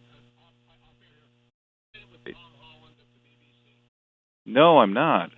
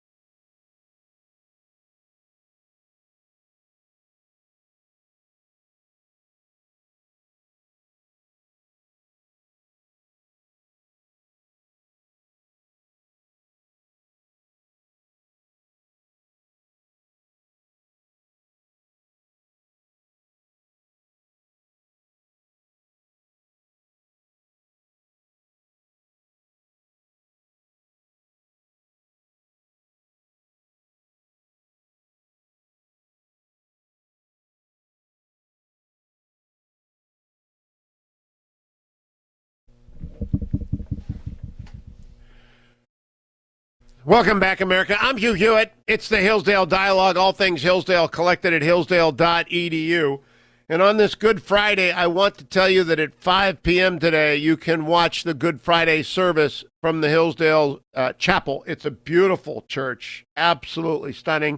And it will be available live streaming at 5 p.m. tonight at hillsdale.edu. You might want to mark that in your calendar. Dr. Arnn will be there, and a few people. I imagine it will not be crowded because of the era in which we live, Dr. Arnn, but I think this is a very good idea.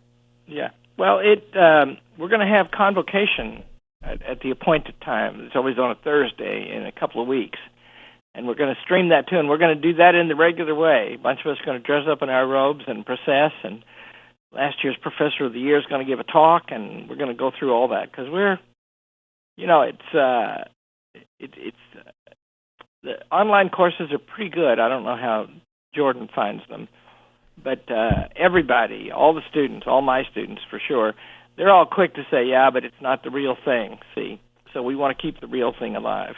Well, of course, it has to be nurtured. As some people say, the economy is in a coma, so is higher education, but some comas are better than other comas, and this one is medically induced, and we will come out of it. Dr. Wales, let's go to David and statesmanship. You mentioned already he might have killed Saul but did not. And I think most people who are Christian or Jewish are familiar with this story, but in that restraint is a mighty lesson, is there not? It has Dr. Wales? Yeah, go ahead. Yes, am I on? Yes, you are. Good. Well, I think you see the same character way that he does kill Goliath. In the battle between the Israelites and the Philistines, when Goliath comes forward and asks for a challenger, King Saul is not willing to step forward, but David does, and David steps forward with confidence of one who knows what he serves. He sees the telos, if you will, of the nation. He knows that the nation belongs to God, and that gives him confidence. David has no need of justifying himself before others, and so when Goliath mocks him, David is unconcerned. Similarly, with Saul, when Saul comes into the cave, if David were in the business of proving his kingliness by assassinating his rivals, by needing to, again, justify his position, and this would have been an opportunity to remove a rival.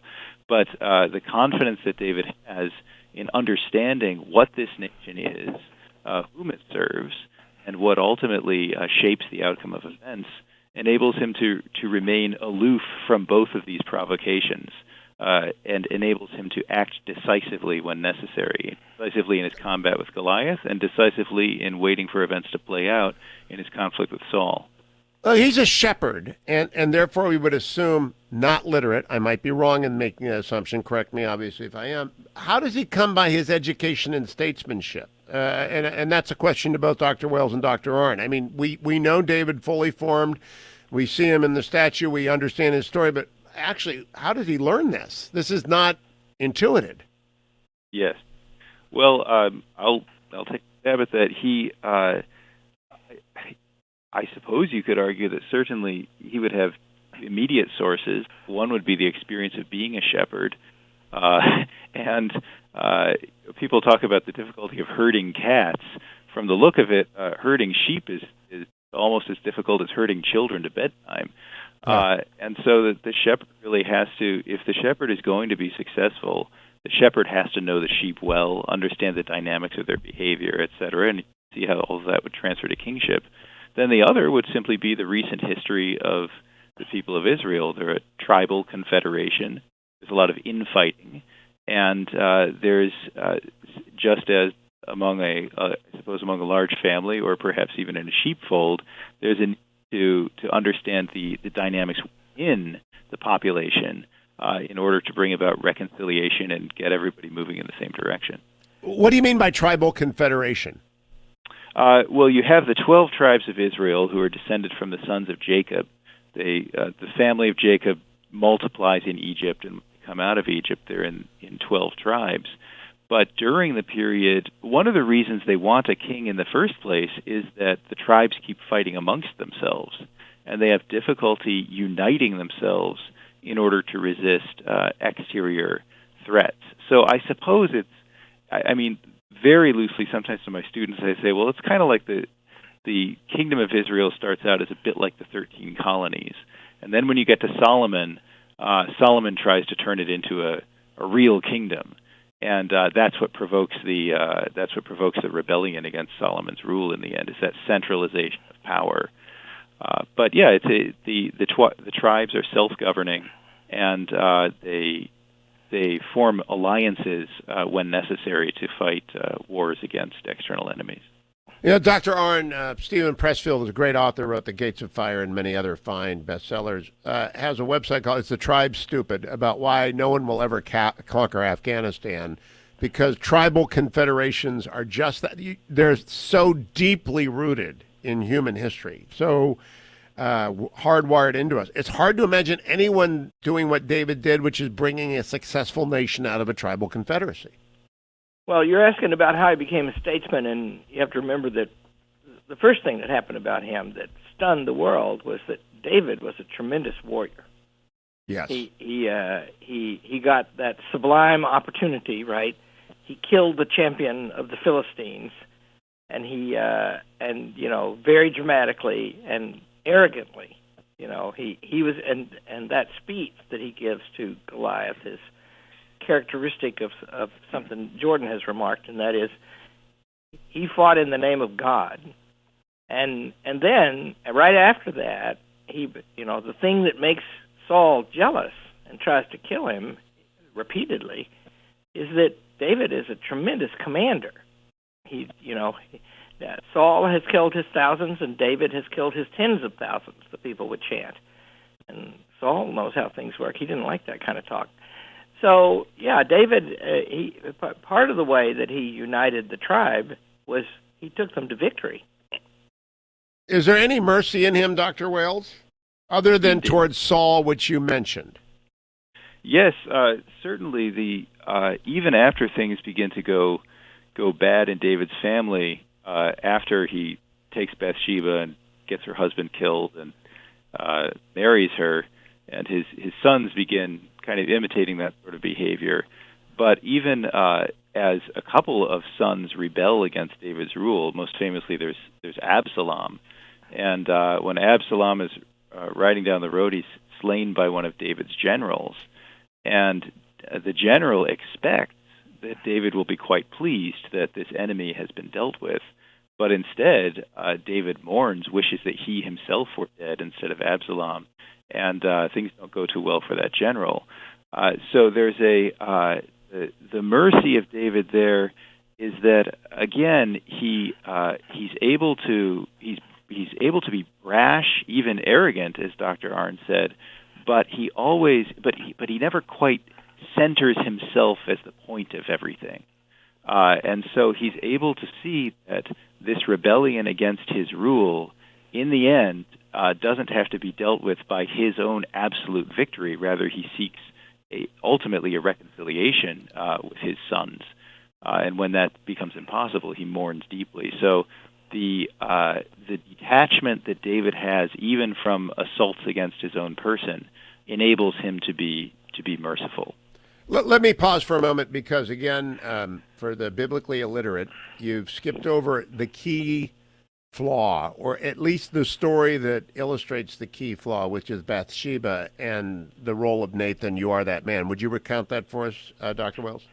Yeah, sure. David is, I suppose he must be in his palace, and he looks down on one of the roofs of the lower houses, and he sees Bathsheba bathing.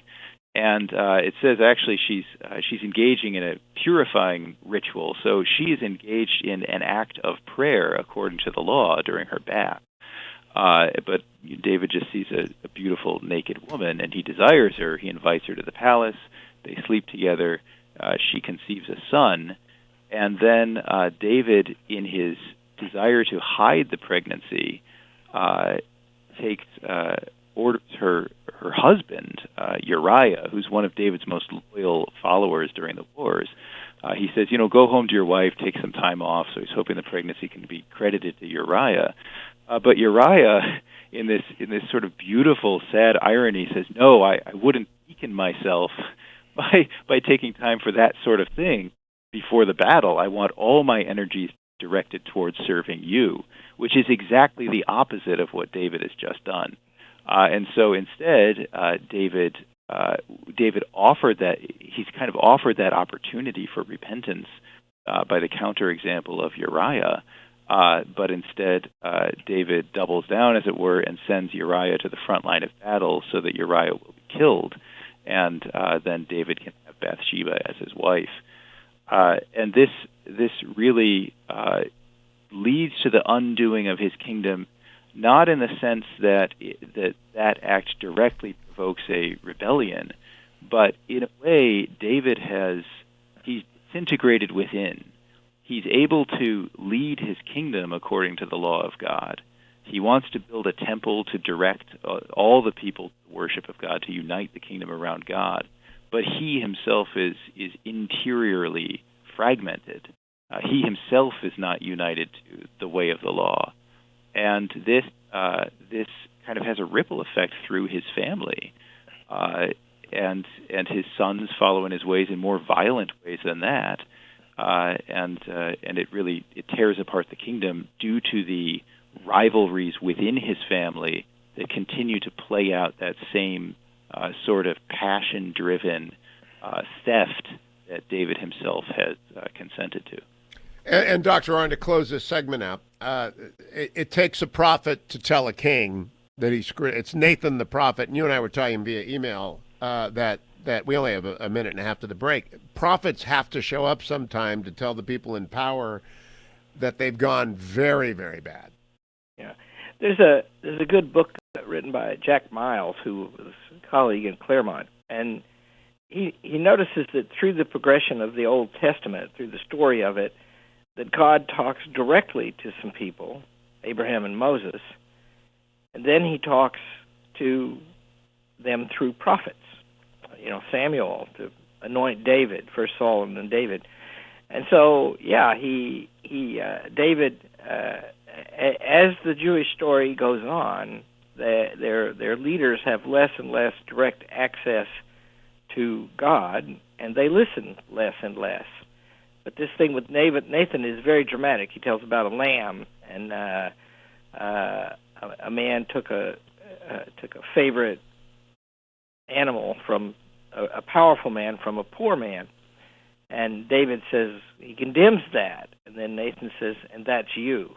Because, what David did is, for all his mercy and his justice, beyond justice, mercy, David was an adulterer and a murderer.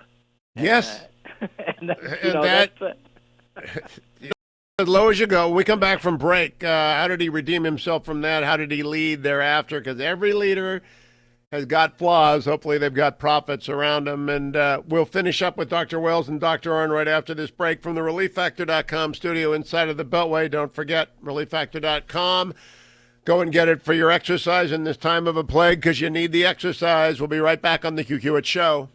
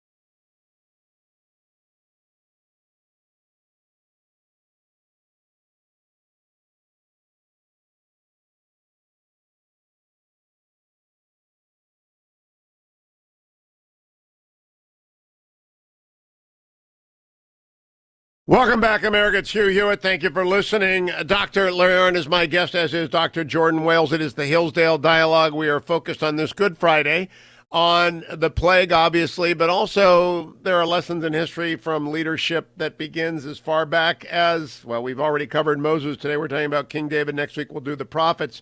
Dr. Wales, let me turn to you for the conclusion to David's rule, which is this internal strife within his family, which gives way to Solomon, and Solomon is not anybody's idea of an ideal ruler, is he? Well, no, yes, things don't go so well for Solomon in the end. The beginning of Solomon's reign is a difficult one, too, because there's a brewing attempt to usurp the throne on the part of another of David's sons. And Solomon is, in the view of some interpreters, rather hastily crowned as a way of forestalling a civil war. But as soon as Solomon arrives in power, he really practices a kind of realpolitik. He puts to death all of his rivals. He rapidly forms treaties with neighboring kings. He marries the Pharaoh's daughter. He marries the Queen of Sheba. He has 300 concubines and 700 wives by the end of it. But it's not simply that he's a man of outsized appetites. These are ways of ensuring good relations with other nations. And under Solomon, Israel really becomes an empire. Solomon builds the temple also that David didn't get to build, and he ensures God promises his fidelity to the temple. So everything seems to be going really well. And, of course, Solomon is remembered as Solomon the Wise. There's the famous judgment of Solomon where the two women both claim a baby, and he says, well, let's split it in half. And then the true mother says, no, take the baby. So he understands human motivations. He understands that the true mother's love for her baby will not permit her to allow the child to be split in half just because two women claim it.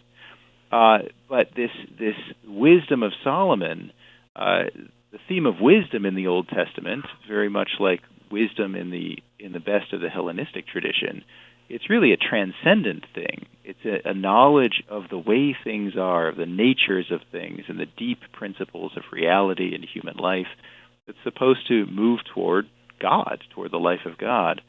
But in the end, wise Solomon... Why Solomon, you went blank on us there, Dr. Arnn, if you're with us. Why Solomon becomes a despot? Yeah, that's right. And see, in the end, Solomon is overcome by all that. Jordan makes a really great point that I'd never thought of, and that is Solomon is so good at this, and that is the ultimate temptation.